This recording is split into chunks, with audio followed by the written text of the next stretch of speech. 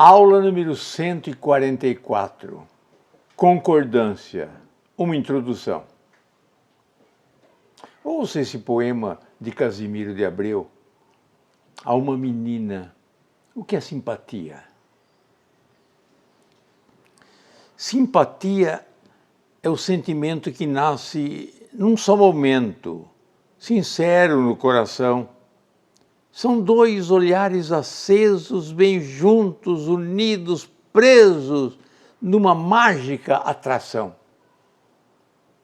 Simpatia são dois galhos banhados de bons orvalhos nas mangueiras do jardim, bem longe, às vezes nascidos, mas que se juntam crescidos e que se abraçam por fim.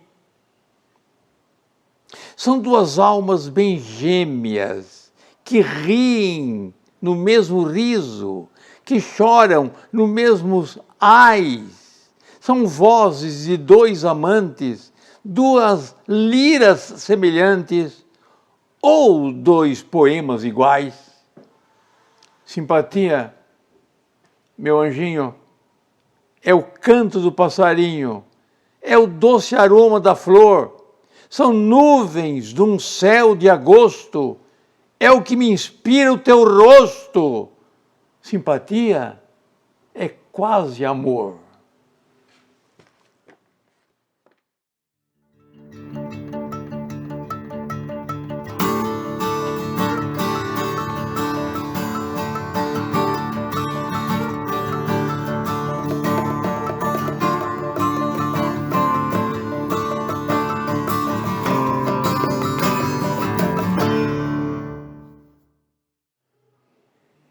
Estamos dando início à sintaxe de concordância, e depois sintaxe de regência, e depois sintaxe de colocação. A sintaxe de concordância estuda a conformidade de flexões que as palavras têm no texto. As palavras se flexionam, uma em razão da outra. E esse estudo é o estudo da concordância. Mas há no texto uma hierarquia de palavras. Algumas regentes, outras regidas. E desta maneira, a hierarquia de palavras eu dou o nome de regência. E existe no texto a posição da palavra na oração. E a esta posição da palavra na oração, o estudo desse fenômeno, nós chamamos de sintaxe de colocação. Hoje eu faço uma introdução à sintaxe de concordância.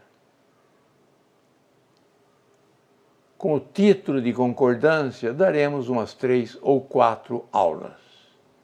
Eu vou tomar do poema de Casimiro de Abreu e destacar uma estrofe. Simpatia são dois galhos banhados de bons orvalhos nas mangueiras do jardim, bem longe às vezes nascidos, mas que se juntam crescidos e que se abraçam por fim. Observa, simpatia são dois galhos. Se galhos está no plural, o numeral 2 foi para o plural. Eu não coloquei um, eu coloquei mais do que um, porque são galhos. Galhos nas mangueiras do jardim. Observa, mangueiras, precedida pelo artigo a, e por conseguinte, as, contraído com a preposição em, nas mangueiras, bem longe às vezes nascidos. Nascidos são os galhos, está se referindo a galhos. E como galhos está no plural, nascidos acompanhou a flexão de galhos. Mas que se juntam crescidos, são galhos, Então o verbo juntar está no plural, porque a palavra galhos está no plural e essa harmonia de flexão é que se damos os nomes de concordância, que se juntam crescidos.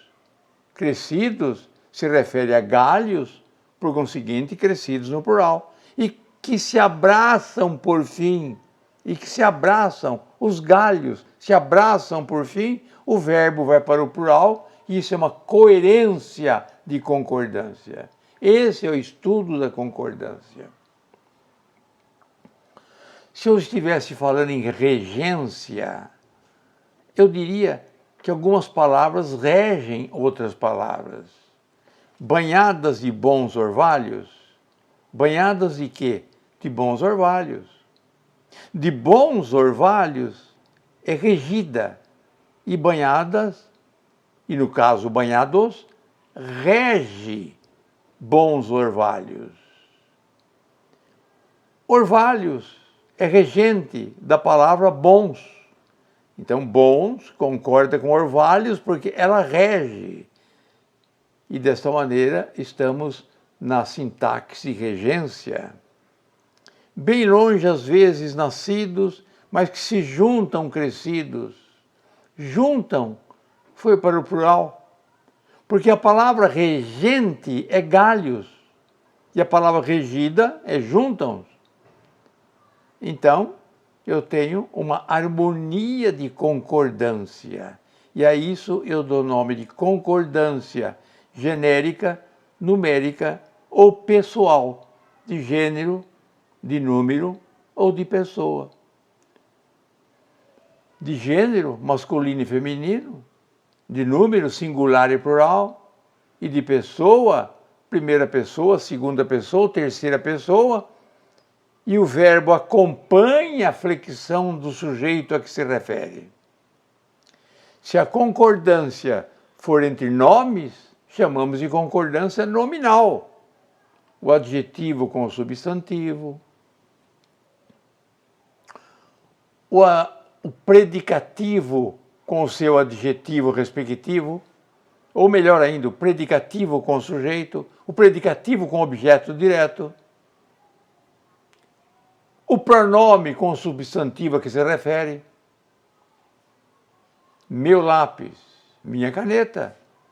A regência, então, se dá entre palavras que regem e palavras que são regidas.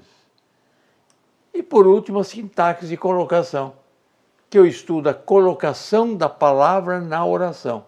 A colocação é importante. Ela é importante, porque se eu tomasse esse texto e colocasse as palavras de uma maneira arbitrária, galhos, orvalhos, do jardim, longe, nas mangueiras, bem, juntam, mas, se, não teria sentido algum. Então, a sintaxe de colocação estuda a colocação da palavra na oração. Hoje faremos uma introdução à sintaxe de concordância. Concordância do verbo com o sujeito. O verbo concorda com o sujeito em número e pessoa. Ou seja, o número e a pessoa do sujeito é o número e a pessoa do verbo. O sujeito é a palavra regente. O verbo é a palavra regida. Assim, ouçam. As estrelas no meio das trevas luzem e resplandecem. O verbo luzir e o verbo resplandecer foram para a terceira pessoa do plural, porque o sujeito da oração está no plural e é terceira pessoa. É ela, ele, as estrelas. No mesmo coração não podem caber dois amores. Não podem caber, foi para o plural, porque o sujeito da oração dois amores. Então, dois amores é regente e o verbo é regido pelo sujeito da oração. Concordância do verbo representado por mais de uma pessoa gramatical. Se a pessoa gramatical for eu, tu e ele, é evidente que o verbo vai para a primeira do plural, porque a primeira pessoa tem primazia sobre todas. Um exemplo simples: eu, tu e ele sabemos os Lusíadas. Eu, tu e ele sabemos. Eu coloco no plural, na primeira pessoa do plural, para pressupor todos. Eu, tu e ele equivale a nós. Agora observa. Tu e eles. Tu e eles, rigorosamente, é vós. Pressupõe tu e eles. Então, tu e eles sabeis da verdade. Esse é o corretíssimo. Tu e eles sabeis da verdade. Não vou negar, por enquanto, que a população, o povo, pode colocar na terceira pessoa do plural. Tu e eles sabem. Mas, rigorosamente, a primeira pessoa prevalece sobre todas e a segunda pessoa prevalece sobre a terceira. Alguns exemplos. Eu e tu diremos a verdade. Tu e eles são honestos. Se eu disser isso, eu cometi uma pequena falha da língua portuguesa, porque eu excluí a pessoa tu. Tu e eles são honestos, eu excluí a pessoa tu. Rigorosamente, tu e eles sois honestos. Esse é o rigor da língua. Não quero ser ditador e entender que é erro de português uma concordância diversa. Mas eu estou explicando simplesmente o seguinte: se eu digo tu e eles são, eu excluí o tu. Tu e eles sabeis o quanto vos estimo. Tu e eles sabeis o quanto vos estimo. E se eu dissesse, tu e eles sabem o quanto os estimo? Pronto, não vamos fazer uma revolução em torno disso.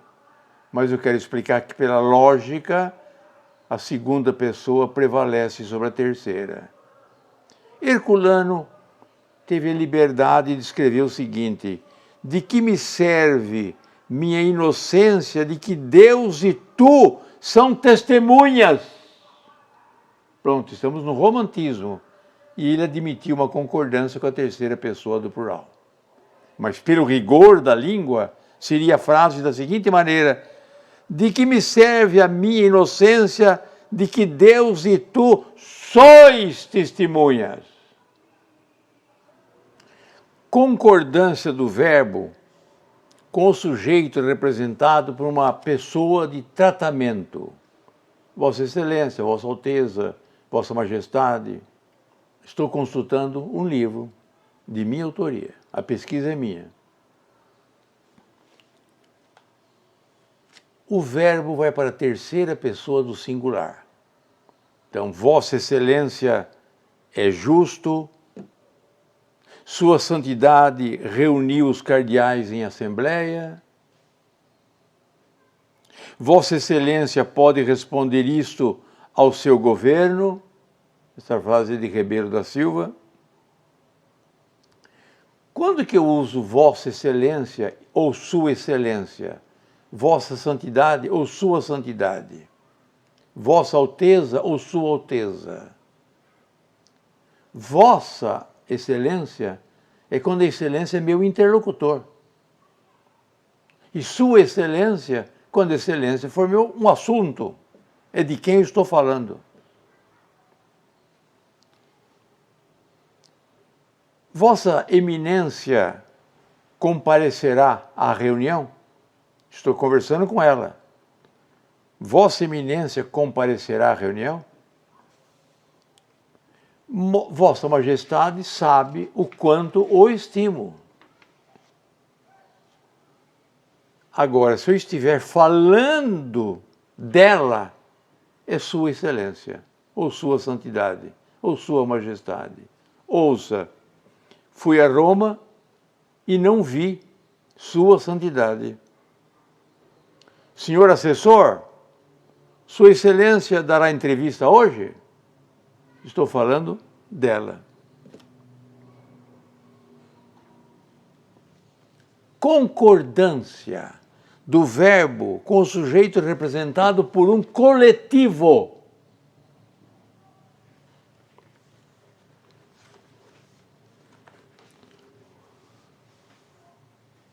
O coletivo conduz o verbo para a terceira pessoa do singular.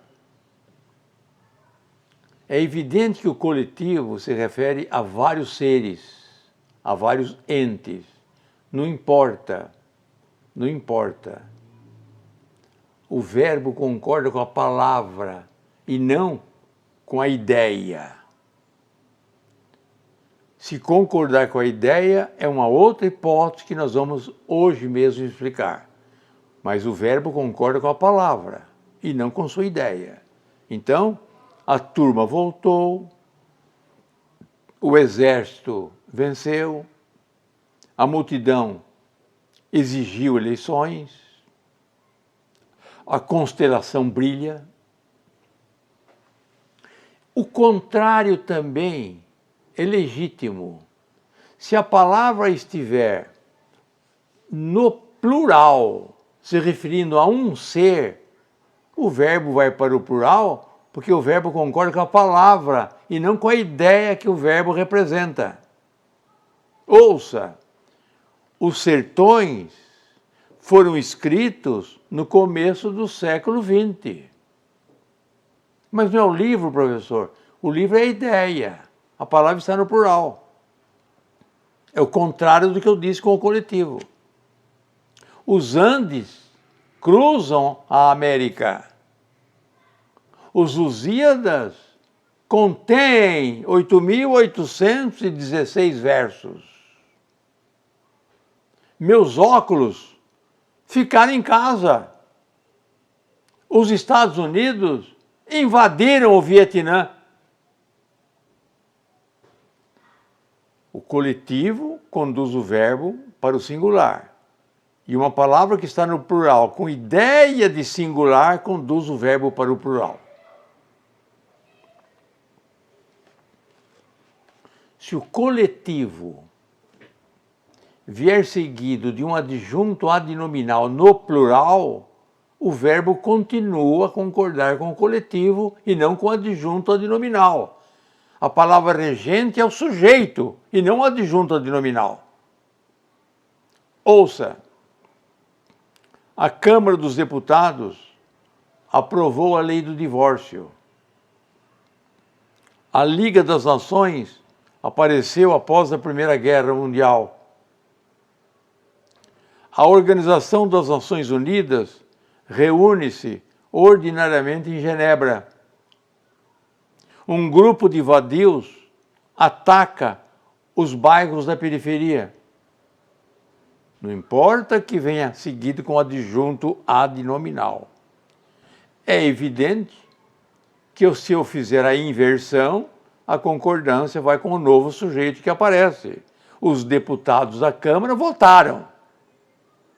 Os países da ONU se reuniram. Aí é o contrário.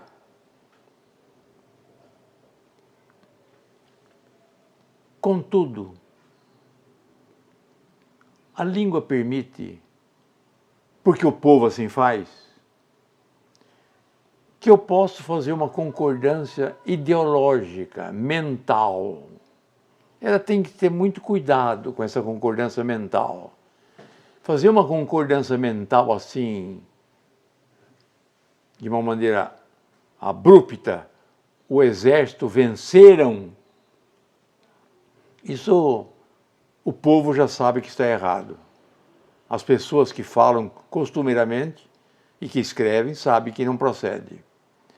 Mas às vezes eu coloco o verbo no plural porque ele está distante do coletivo, ou porque ele está seguido com uma adjunta de nominal no plural.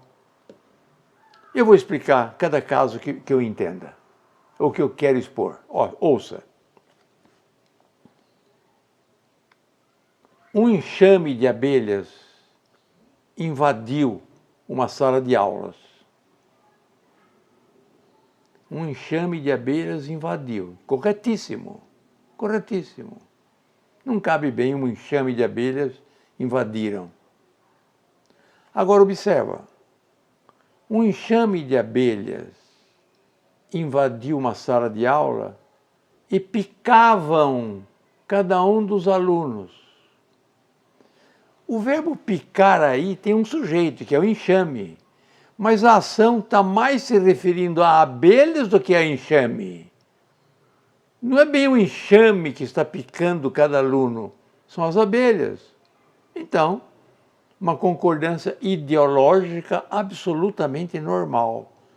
Um enxame de abelhas invadiu uma sala de aula e picavam cada um dos alunos. Perfeito. Às vezes o verbo está longe do coletivo e eu então pratico uma silepse. É o que nós chamamos de silepse, concordância ideológica, mental, anormal, excepcional. Que gente é essa? Que querem? Querem, foi para o plural porque está um pouquinho distante de gente. É possível essa concordância. A maioria dos homens casam-se após os 30 anos. Então, a maioria dos homens casam-se após. Eu preferia essa concordância do que a maioria dos homens casa-se. Alguns exemplos clássicos. Frei Luís de Souza. Moravam no convento grande número de religiosos. Foi bem a frase. Ficou harmoniosa. O sujeito é grande número. Está seguido de um adnominal de religiosos. Ele preferiu o verbo no plural, está um pouco distante do coletivo, do sujeito da oração. Ouça um exemplo de J. Ferreira. Nunca me esquecerá aquele teu dito, que mais era para temer um exército de ovelhas quando tinham por capitão um leão. Um exército de ovelhas quando tinham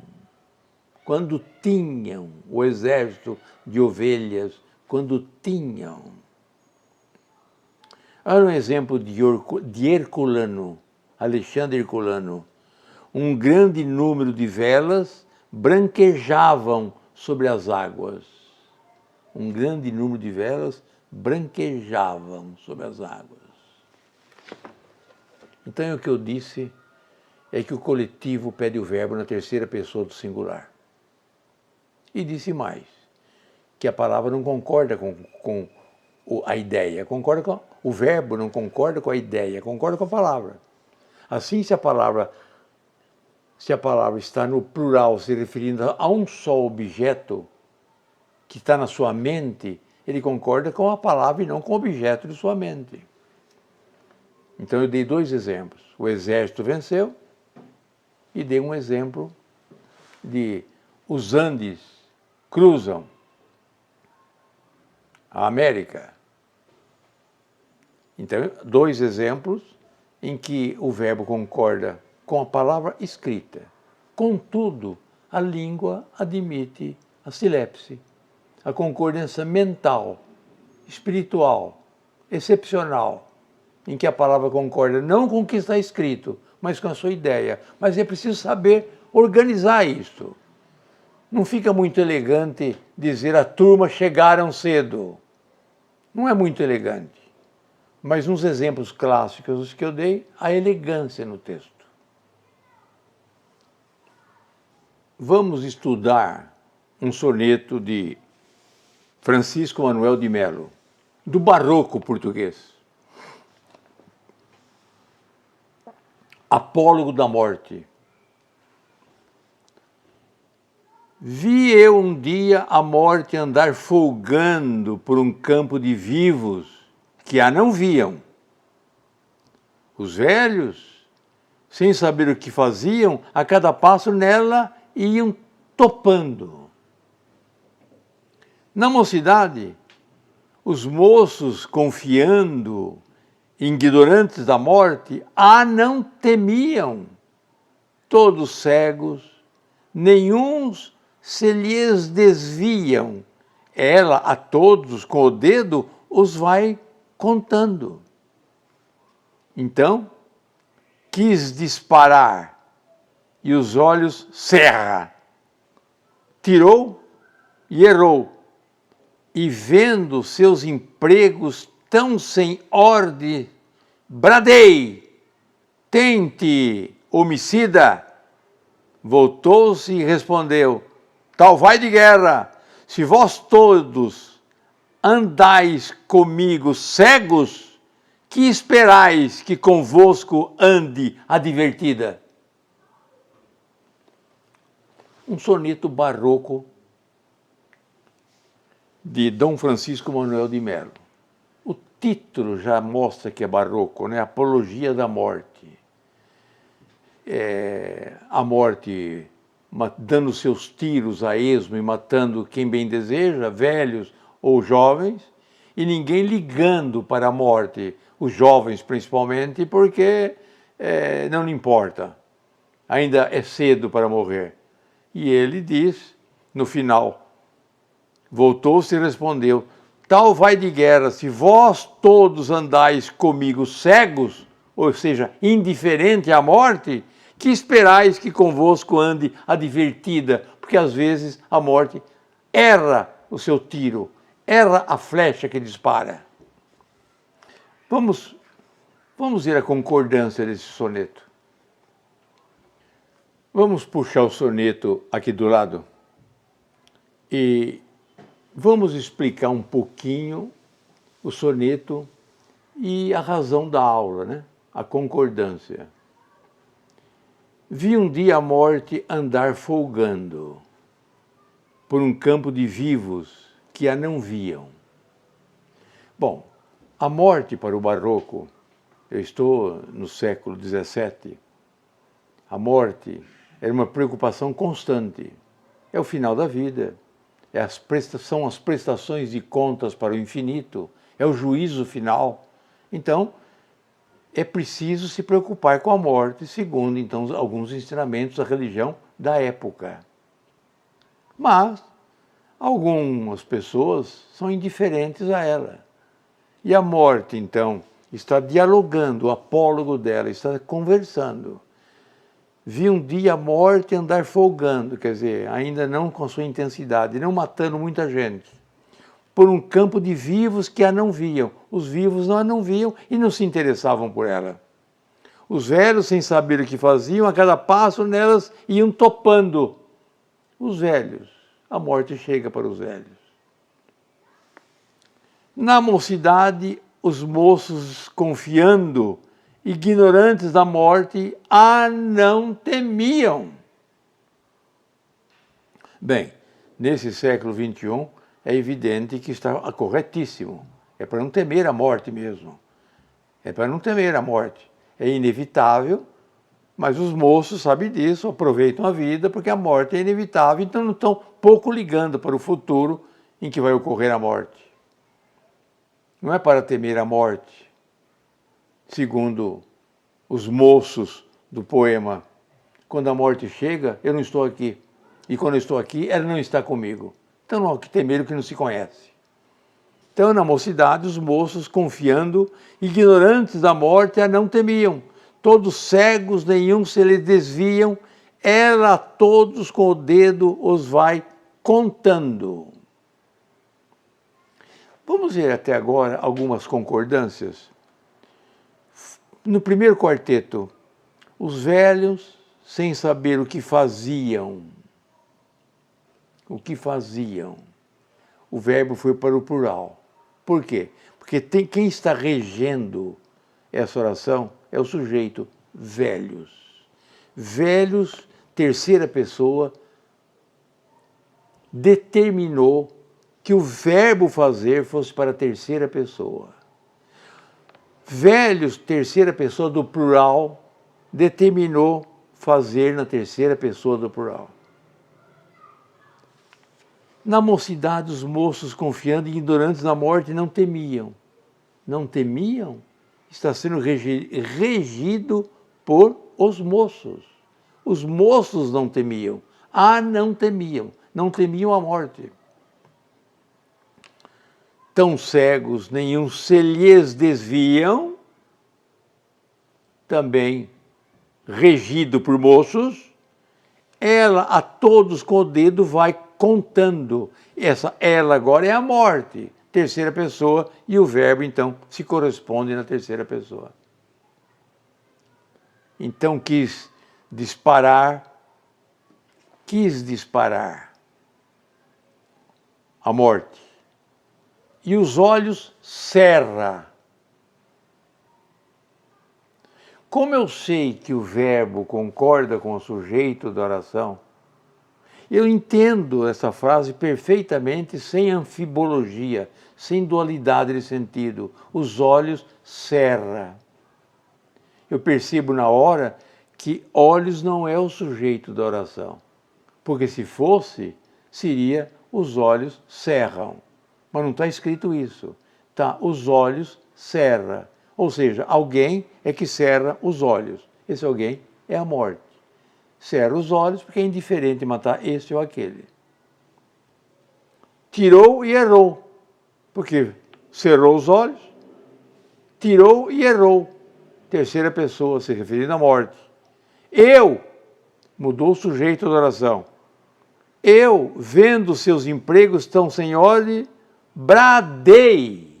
Está aí, o bradei regido pelo sujeito eu. Tente homicida, ou seja, és homicida, é isso homicida? Está matando alguém? Voltou, a morte voltou e respondeu, ainda terceira pessoa. Vamos de guerra, então vamos fazer guerra. Se vós todos andais comigo cegos, pronto, mudou a pessoa, vós. Se eu mudei a pessoa, vós, andais comigo cego, que esperais, vós esperais que convosco ande a divertida. Se vós, juventude, andais comigo indiferente, como é que queiram que eu seja indiferente, que eu seja divertida ou atenciosa a quem mate? Eu sou indiferente a quem mate.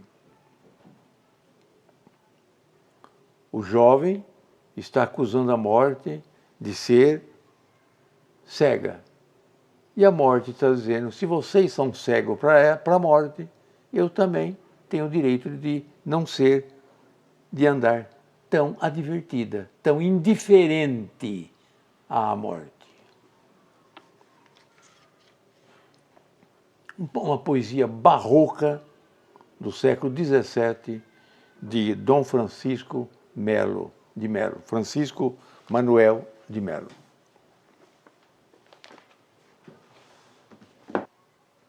Nós estamos estudando concordância. Vamos fazer algumas aulas sobre concordância. Terminando concordância, regência, sintaxe e regência. E terminando sintaxe e colocação. Esse programa é oficial. É imposto pelo MEC em todo o país. Todos os colégios do país ensinam concordância, regência e colocação. Os exames de ingresso à faculdade exigem o conhecimento de concordância, regência e colocação. Não só como perguntas em forma de teste, como perguntas dissertativas e na própria redação que o aluno escreve. O concurso público ou o concurso a ingressar numa entidade particular também exige o conhecimento de concordância, regência e colocação. É que nós estamos então estudando agora a concordância. Umas 4 ou 5 aulas de concordância. Passaremos depois a regência e depois a colocação. Como desfecho, ouça esse poema de Cassiano Ricardo, Canção para Poder Viver. Dou-lhe tudo do que como, e ela me exige o último gomo. Dou-lhe a roupa com que me visto, e ela me interroga, só isto? Se ela se fere no espinho, o meu sangue é que é o seu vinho. Se ela tem sede, eu é que choro no deserto para lhe dar água.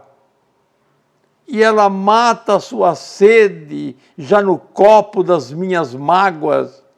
Dou-lhe o meu canto louco, faço um pouco mais do que ser louco, e ela me exige bis ao palco. Cassiano Ricardo. A minha pátria é a língua portuguesa.